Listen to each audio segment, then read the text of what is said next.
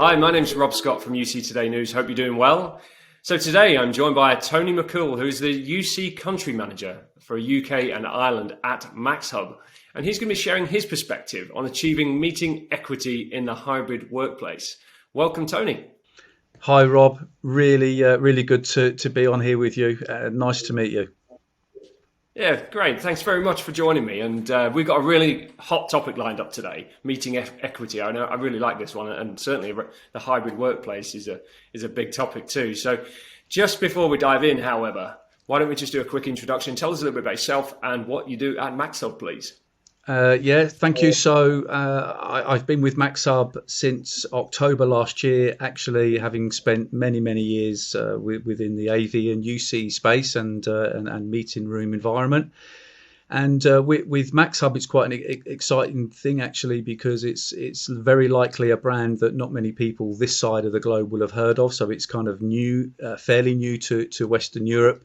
The irony of that is that many people will likely have had their hands on some equipment that comes out of our parent manufacturer, which is CVTE, with the large volume of OEM agreements that historically was in place for distribution across the UK and Western Europe. So now with the brand Maxhub, we're coming to the UK and Ireland. And I joined in October to help them launch that business within this region. Fantastic. Thanks for the intro. Okay, so today we said we'd talk about meeting equity in the hybrid workplace. I said it was a hot topic. It is. Certainly hybrid workplace, we're still trying to figure that out. So I was wondering, first of all, just to kick today's conversation off, is kind of what are the key challenges businesses are facing right now in the hybrid workplace? Well, do you know what, Rob? So I was part of a team actually that had these ideas about hybrid working before the pandemic, would you believe? And before then, it was almost like we were sort of still promoting concept of hybrid working, and in particular the year leading up to sort of September 2019, we were really putting lots of feedback we had together to work out what people were asking, and I think as we've moved forward, then and the landscape completely changed.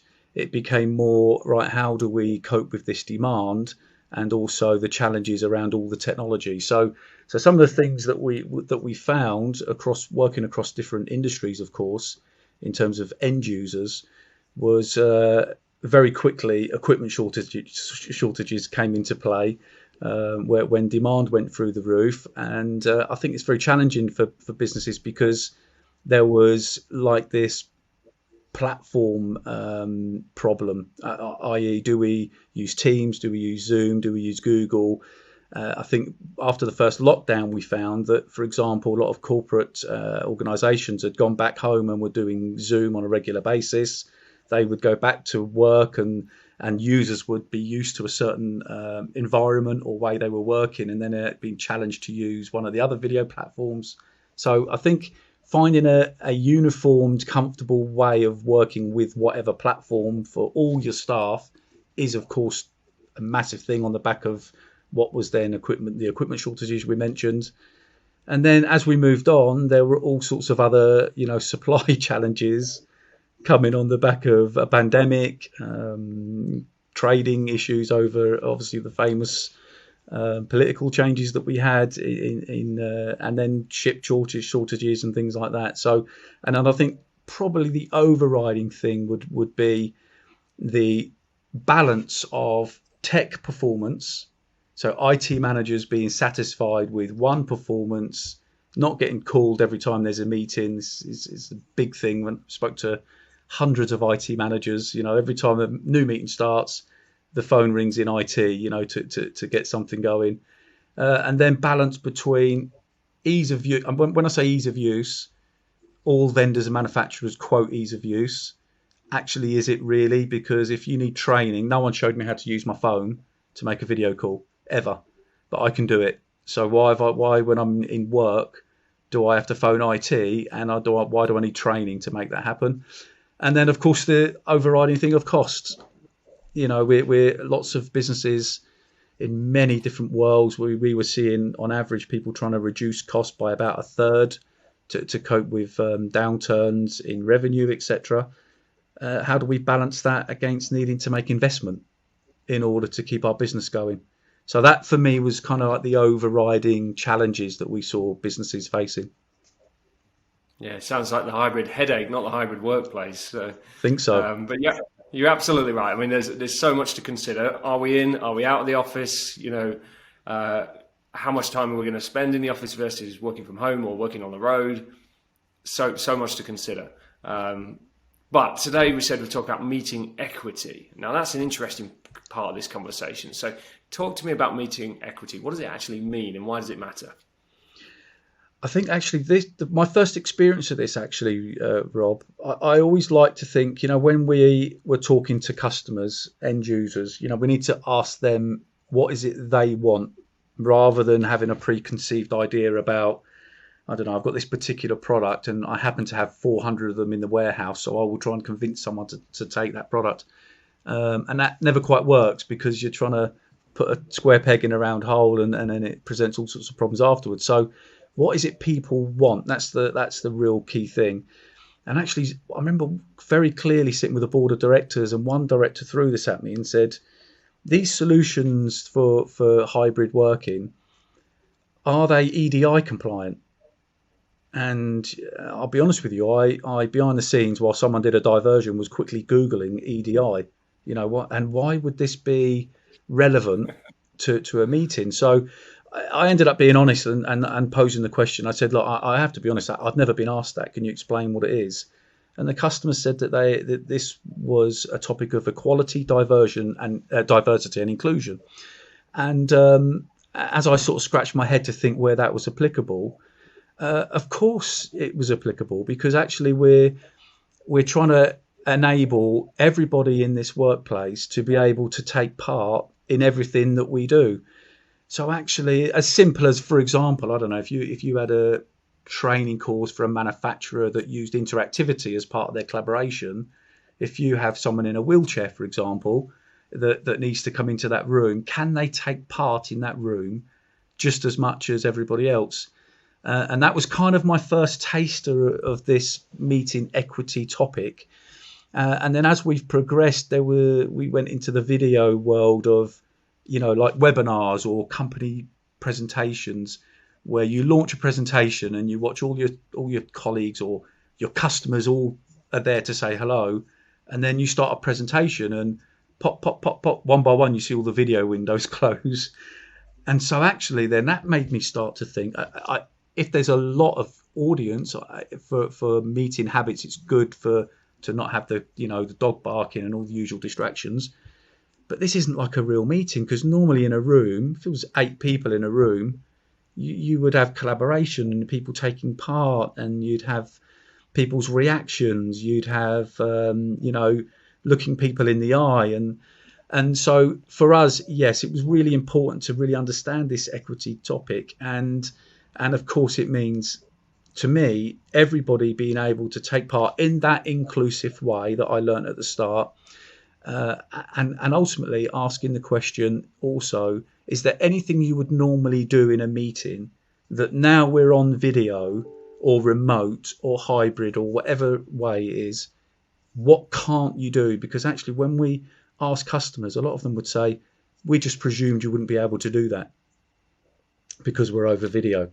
And that was really good for us because then we could start to think about the whole solution aspect to maintain what you would normally do, because it's important, right?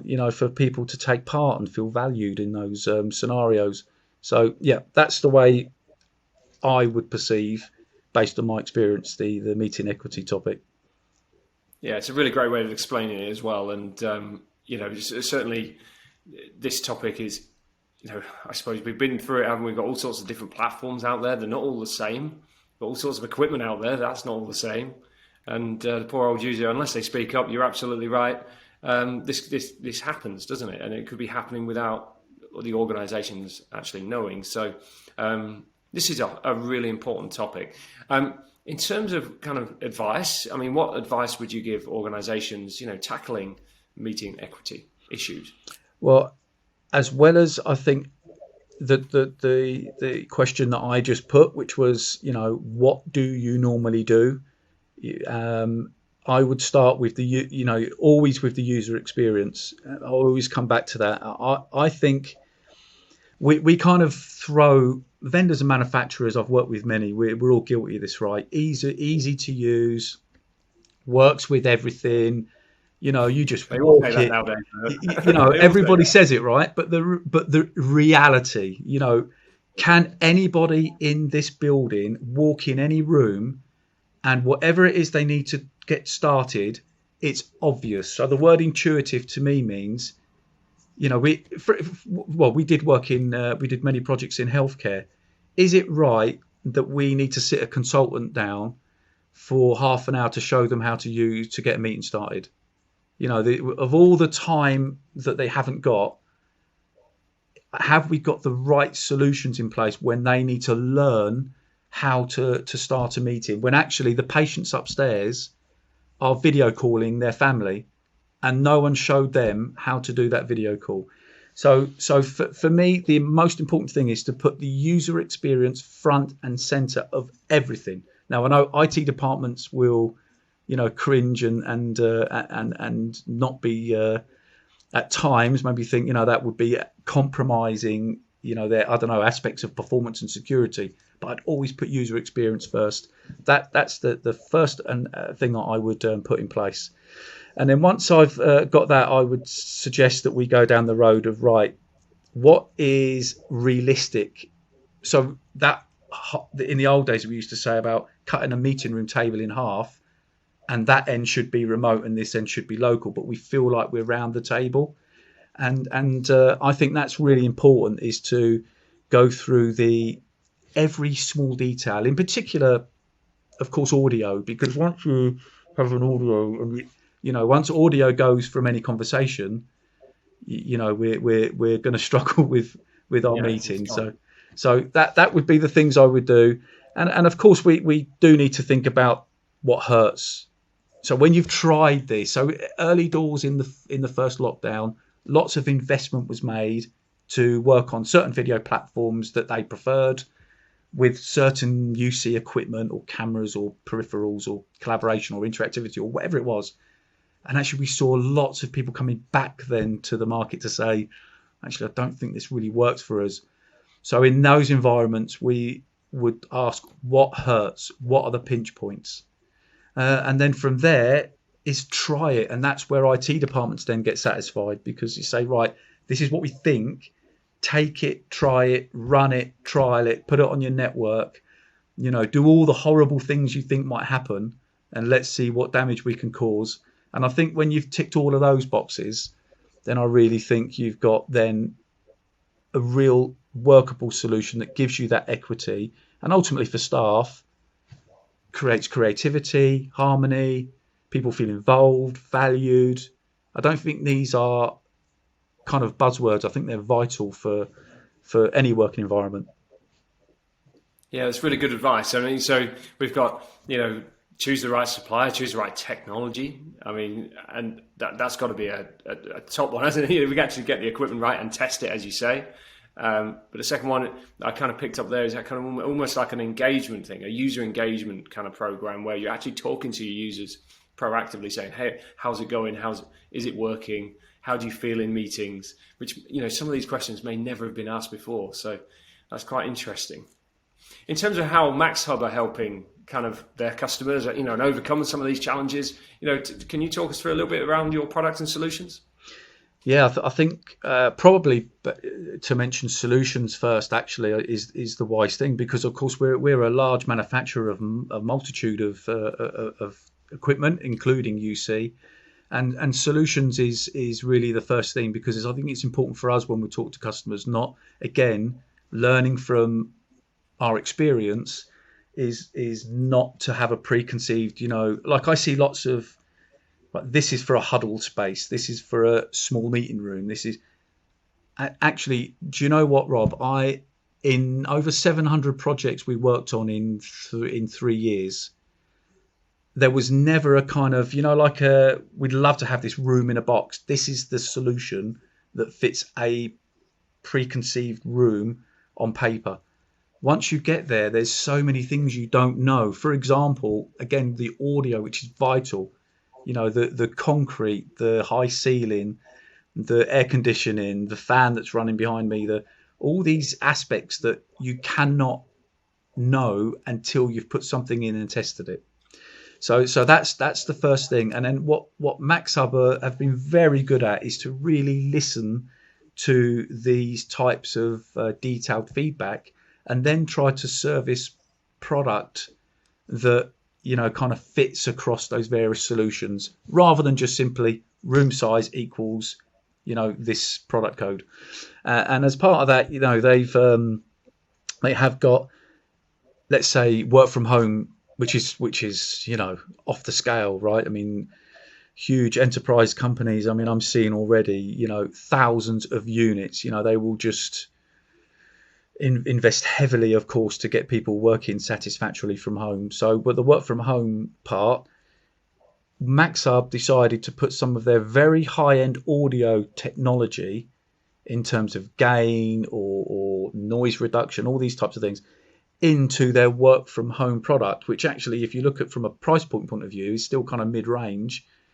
But suddenly that person that forgot to mute their camera whilst they're still eating a bag of crisps, or all the things we've experienced, the scratching on the keyboard and all those things, all get eliminated by this so-called entry-level UC kit, which is what we're doing now, one-to-one. So that was the first thing. And then I guess the second thing was thinking about meeting rooms that are challenging. If you took a rectangle, normally a display in a room goes on the shortest wall, right? Again, architects, bless them, in my experience, you walk in a room, so it can be the most modern building, but we can't, because that's a glass wall, that's a partition wall, so that it's not always just the rectangle room size. You might have to have the display on the longest wall, which means now you've got a horseshoe shaped meeting. And now if you use a standard camera, they're typically, let's say, 120 degrees field of view. You've now eliminated this proportion of your audience and this portion of your audience. So Maxhub decided to manufacture a 180 degree camera, panoramic, with stitching images together, which you could add some audio reinforcement to with an extra USB, because that's what people ask for. So brand new, they have these panoramic cameras, and on the back of that, really another exciting one actually, which I think I can only talk about today for the first time, which is quite nice. And then they have these all-in-one sound bars, and they're split into two. So we have one kind of USB camera, but again we've added all of the audio and video features that we put in across all of the range into those sound bars, and then added one which is all-in-one with Android, which can have multitude of video platforms at your choice, hover between them, and again, that the reason for that is more and more we were finding, a lot of organizations, the interop topic I know is big, and I know of course the major players in the UK being Microsoft, Teams, Zoom, Google, is how do you cope with people that bring a laptop that's off platform? How do you, another staff member is more comfortable using this platform? So that's where we wanted to have a product that just had that genuine ability to flip between platforms, and of course then we have the PTZ range, which enables us to use large rooms with optical zoom to bring people in at the back of the room nice and clearly, in without degrading it, because it's digital zoom. So we've taken lots of steps, and actually on a weekly basis still considering feedback to keep that improving. That's great. So high quality products for all environments, but ultimately designed to help with that equity issue, where that field, I like that field of view because not all cameras come with that kind of 180-degree field of view, do they? And that stitching capability, which I find fascinating, but very immersive when you're actually using it. Yeah, I think actually when it was back in October, they shared with me some of their plans around these panoramic type cameras, and because I'd been in so many, going back to the past, what is it you want to do? And I'd been in environments where customers were saying, oh yeah, but because of the room, we need to put the display on the long wall. How am I going to see these people and these people? So you start to think about a PTZ camera, but didn't quite give the sort of same experience. And then you go, okay, if we change the view, I mean, this is a fantastic example. What if we want to change the view of the camera, where you need to call IT or you need to log into software? Well, we put this to Maxhub, and they said, okay, so we'll add a push button on the actual camera itself, which toggles between 6 views. So in theory, someone can just walk in a room, don't call IT, you don't have to log into the camera, so you don't need all of that skill and knowledge and training. But if you don't like the view, just change it yourself. That thing there, we talk about meeting equity, that's the thing that truly gets that meeting started quickly and satisfies the user and enables everyone to take part. That's fantastic. And so in terms of roadmap for 2022, anything we should be looking out for? What's happening at Maxhub? Well, as you can imagine, in a huge manufacturer, Rob, there's from an R&D point of view and a roadmap perspective, there is lots happening because this space is extremely fast moving, as you well know. And of course, we're well on that, along those roads to keep improving. So there are many parts of that, unfortunately, which I can't tell you, but they are very exciting. And being an excitable person, it's on the tip of my tongue, but we'll have to watch that space. What I can tell you is that we have just brought to the market a 360 camera. I say camera because it's 4 built into one unit. So literally, you can have a multitude of spaces now because people ask for it, right? This problem. How does that work then? A 360 camera? Yeah, so all in one unit. Plug it into your laptop and put it in the middle of the room, in the middle of the table, with 5-meter radius audio pickup, with 4 mics built in to pick up people, with framing and tracking. So you've got the AI working to bring people together, and obviously audio to really locate them quickly. And, it will turn around and it will locate the people around the table. So you put the camera in the middle of the room. The 4 cameras are there permanently. The 360 view is all stitched together in a very clever way. And actually, even then, let's say there's only 2 people in the room. Again, we added the button. We've got 7 views on that, where you can just press the button and say, I don't like that view. So now, as opposed to the whole room, it's only me and you, Rob, talking. We happen to be sitting opposite each other. So we just change the view and leave the tracking on, and now it will just pick you and me out. It will look for our face, locate our voice, and put you and me. So the far end only see us 2. Or if 2 other people come in, we'll add them 2 as well, no problem. So yeah, that one there, I have been in many scenarios. I think of, for example, chamber meetings, local authority chamber meetings, lots of people sitting around and having those really collaborative, challenging meetings that they have, and they want everyone to take part. But how do you get them all on the view? So that's one I can tell you about because it's landed in the UK. I only had product myself in my own hands 2 days ago, with permission to tell you today, actually, which is quite nice. And I love that, and that really ties into today's conversation around meeting equity, because if you've got 360 view, you've got all bases covered, haven't you? And everyone in the room you can't escape unless you can climb on the ceiling. Or climb under the desk. There's no escaping the camera, which is great. Yeah. And it goes back to what we said about being. What would you normally have? What would a normal meeting look like?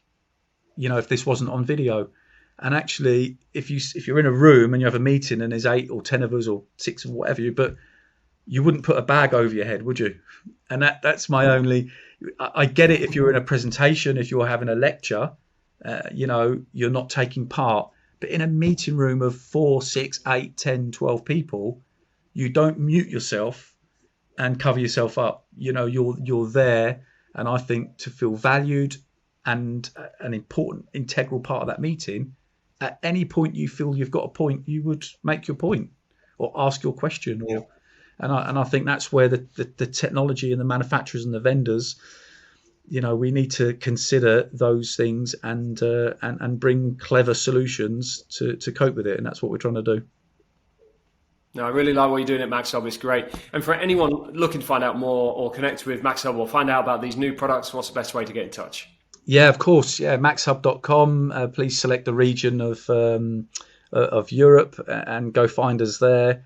Myself, I'm on LinkedIn. If you want to connect with me and learn some more, I can send you a lot more details as well there. And of course, if you like, I'm sure we can share some other communication email addresses, etc. Great. Well, I'm afraid that's all we've got time for today. However, if you are interested in finding out more about Maxhub, we're going to put some links in the description for you. So, thanks, Tony. It's been great to see you, and thanks for taking time to talk through everything today. No problem. Thank you. And that's it from us. So thanks to everyone for watching UCTV. If you've got some good takeaways from today's session, do give us a quick mention on social media and subscribe to our channel for more industry news and insights. I'm Rob Scott from UC Today. Thanks for watching.